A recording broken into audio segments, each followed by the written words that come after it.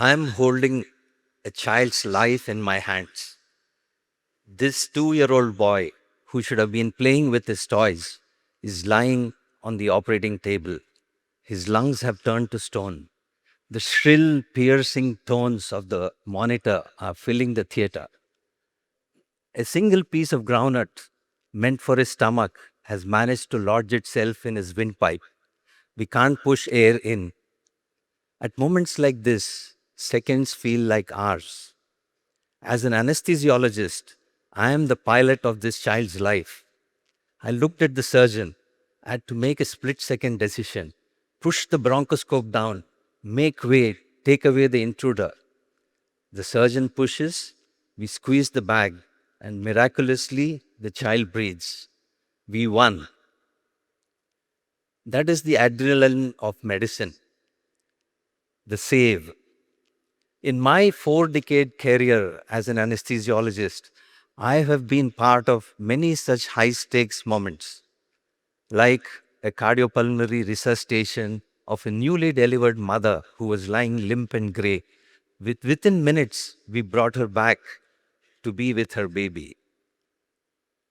These two examples have shown us that medicine can give life by just a few breaths, but it is still very far from dignifying the last few breaths.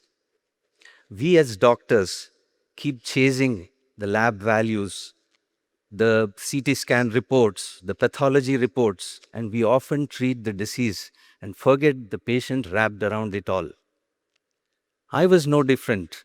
I had trained in the best medical institutions of India, the UK, and the US.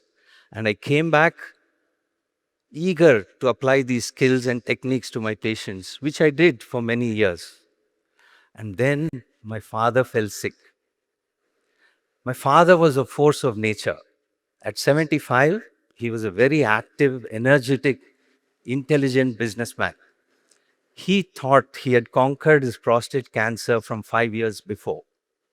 But cancer is a relentless opponent. This time, it came back aggressively.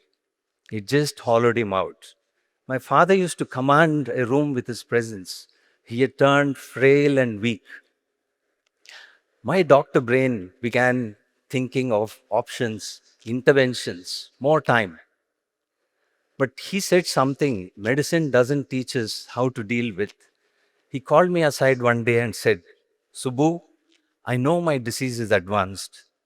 I know I'm not going to make it, but I'm tired of these hospitals. Take care of me at home. At that moment, my two worlds collided. The confidence of a doctor met with the helplessness of a son. We chose to listen. We comfort as a family and traded his ICU for his bedroom. We traded the monitors for his hand.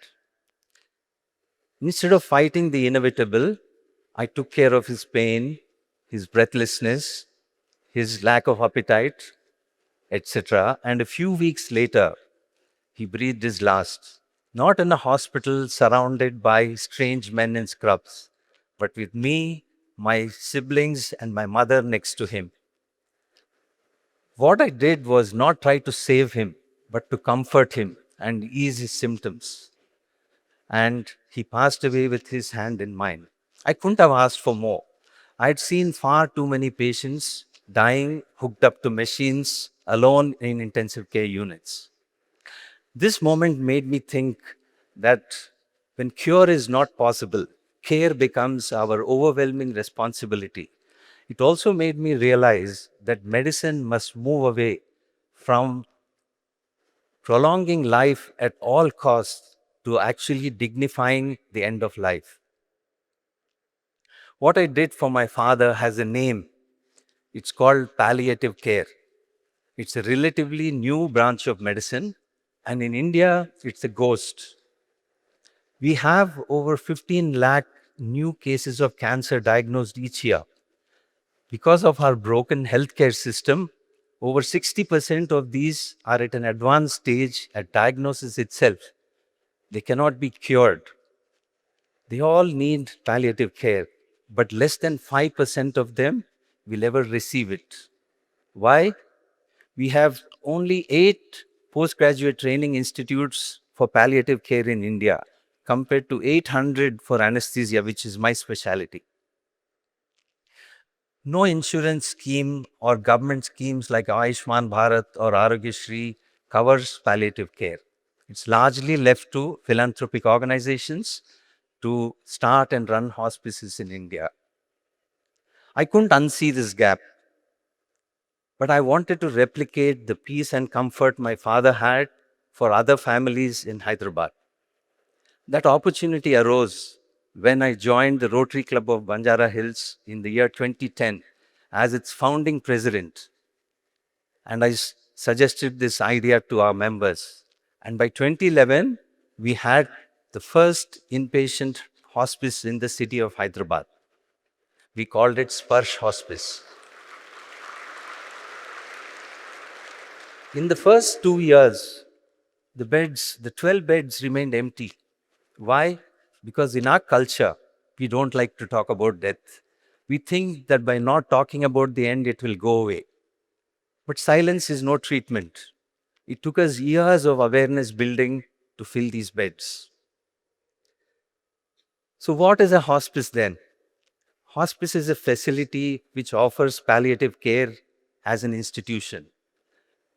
It's a place, you can say, where dying people go to live well. It's not a place of gloom. It's a place where we strip away the patient label and restore the person. People with life-limiting illnesses who have just a few weeks or months left come to Sparsh.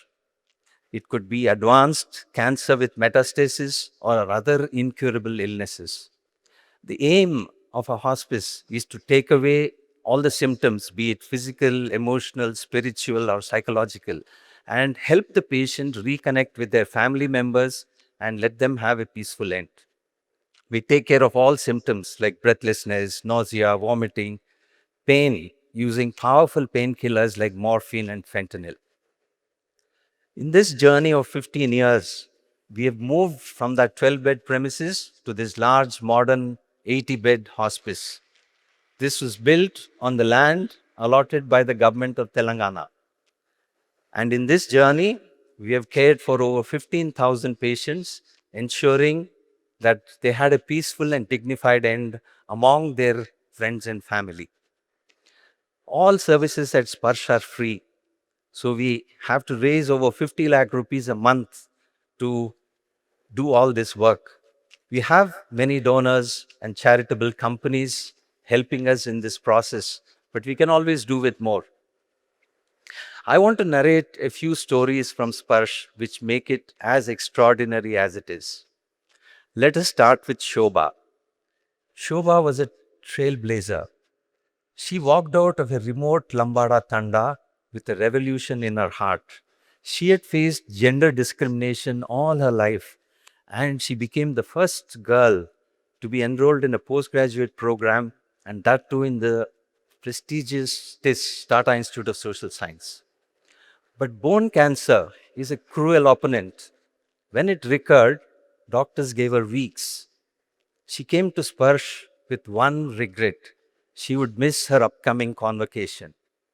Our staff didn't look at her charts and her numbers. They focused on her heart and her dreams. They started calling the staff at TIS, convinced them to come and organize her convocation right at Sparsh. Shobha didn't spend her last few days as a terminal case. She spent it dressed in her best, with her family members around her and holding her degree. She died a few days later, not as a cancer victim, but as a proud graduate. And then there was Mrs. Vijay Lakshmi.